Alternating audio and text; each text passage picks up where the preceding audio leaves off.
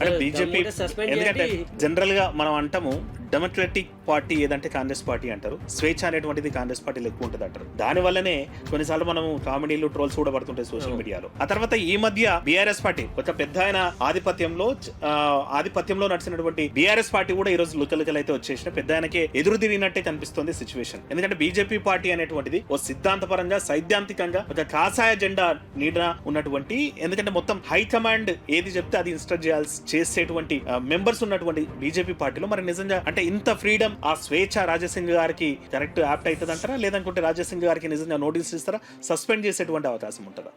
Suspend అంటే ఇప్పుడైతే కొద్దిగా సీరియస్ అని అనిపిస్తుంది. ఎందుకంటే చూసాం కదా మనం ఏకంగా రాష్ట్ర బీజేపీ అధ్యక్షులపైన సీనియర్ లీడర్లపైన ఒక సీనియర్ లీడర్లను స్క్రాప్ అనడం, డబ్బులు ఇస్తే బీఆర్ఎస్ అయినా మా వాళ్ళు విలీనం చేసుకుంటారని చెప్పేసి, మేకప్ మెన్ ఉండని చెప్పేసి, బల్లలు ఉడ్చే వాళ్ళకు టేబుల్ క్లీన్ చేసే వాళ్ళకు పదవులు ఇస్తారని చెప్పేసి ఇటువంటి చాలా సీరియస్ ఎలిగేషన్స్ అయితే చేసిండు. దీని మీద మాత్రం వీళ్ళకంటే సెంట్రల్ బీజేపీ కూడా చాలా సీరియస్ గా ఉన్నట్టుంది దీని మీద.